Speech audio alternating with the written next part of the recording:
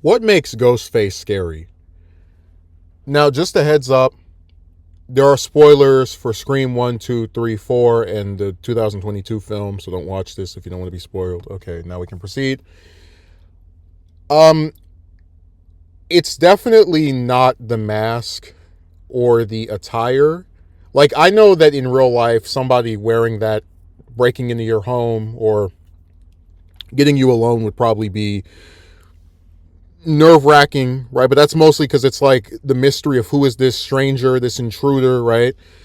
So Roger Jackson does a really good job with the voice of Ghostface, the various Ghost faces that we've had. They're all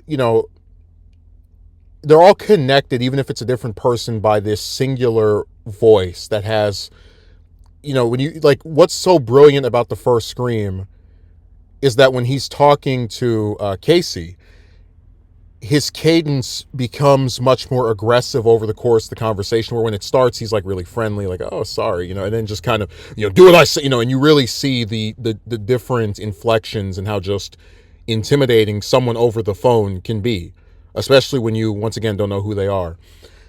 But for me, the most frightening thing about Ghostface, again in that first film, was that it was two people. Like, when Billy gets caught the first time and they're like, oh, we find out that it's not Billy, right? Because Ghostface still calls Sidney. And then later on when he, Ghostface seemingly kills Billy during the, after he and Sidney have intercourse. Those scenes do a good job in like throwing you off from who the very obvious, who the most likely person is as far as the film is insinuating.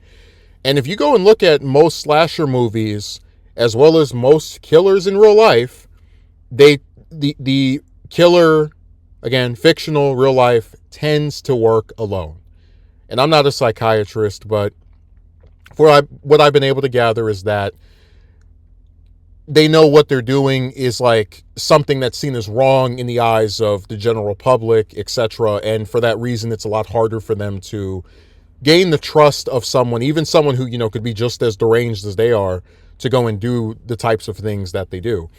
But also what's really scary about the fact that like most Ghostface sprees are two people is that, again, with Roger Jackson's voice, it makes it to where even if they catch one and they go, oh yeah, this is the killer, we've got him, he's been nabbed, it's over, the other Ghostface can always call or do something that shows that they have the wrong person. And it's actually, again, really scary to me that if killers in real life worked in teams, I don't think they'd be as easy to catch, or at least they could do a really good job of throwing people off. But just to go individually into the different ghost faces, people are so complex. Even the ones I don't particularly care for. And what that means is that this is reflected in the motives of the different ghost faces. You have ones like, Billy and Stu, they're just nuts. You have the attention seeker like Jill. You have the auteur and family annihilator of Roman, and the vengeful mother with Mrs. Loomis.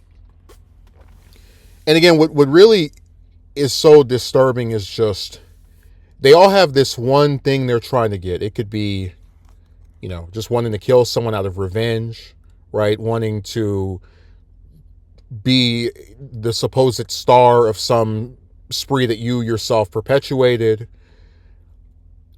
All of these different things are an obsession, and all it takes is for that obsession and their lack of concern for others, right? That just the psychotic nature of them to blend together into just striking and being willing to take anyone down and cause anything to get to that finishing point. I've always been disturbed by how, because like again, Ghostface is not like Freddy, not like Michael, not like Jason, no supernatural stuff in any iteration. But I've always been so disturbed by how a spree will start, and there's really no way of knowing who his target, he or she's target will be, um, other than just you're in Woodsboro. And of course, the sixth movie obviously was in New York. But the idea here is that, like, whenever in real life, again, with a lot of killers, they have their specific area that they operate in. Very seldom do they travel somewhere else. And when they don't have a specific, like, quota or thing that you can, like, a pattern you can go off of in terms of, okay, my victims are always this age or this gender, it's extremely scary, because it means that anyone that's in that area could potentially end up as a victim. But yeah, the biggest scare to me, again, is that it's two of them most of the time, which makes it harder to figure out who it is, because you might think it's this person's the killer, then oh, there's Ghostface right next to them. And you see this actually demonstrated with both the first Scream and the fourth one, right? Where, again, you have Ghostface call Sidney while Billy is in jail, which confirms that he's not the killer. Again, we don't know, it's two at the time. And then, this part of the brilliance of Scream 4, you have Jill, like, hiding under the bed from Ghostface and, getting cut at one point. Just, the various things that, like, throw you off. But killers in real life, that's what they do. They throw regular people off their trail. Oh, I couldn't have been the killer. I got stabbed, or I was out doing this, and here's my alibi. And again, it's all part of that the fact that Ghostface is arguably the most human slasher. Remember, we're not talking about one character who survived 4, 5, or 6 different sprees like any of these other, like Chucky or Freddy or Michael. We're talking specifically about multiple people whose only thing in common is that they're all crazy, and they all tend to live or have lived in the same area. Like, when you just, like, watch Scream, and this is one of the stronger parts of it as a series, you don't know if Ghostface is a man, you don't know if Ghostface is a woman, a teenager, an adult. It's been a slew of things. Ironically enough, that's one of the reasons why, I mean, I already did why Killing Dewey was a mistake video, but one of the reasons a lot of people had an issue with that death, besides a lot of us feeling like it was for shock value and whatever, is that for as tiny as, was it Mikey Madison, the lady that played Amber, for as small a frame as she has to be able to wrestle David Arquette's character, it just, a lot of us didn't buy it. That's kind of like suspending disbelief. But yeah, it's just a combination of those factors, of that unknown quantity of, how many of them are there, which again was a big twist from the first movie.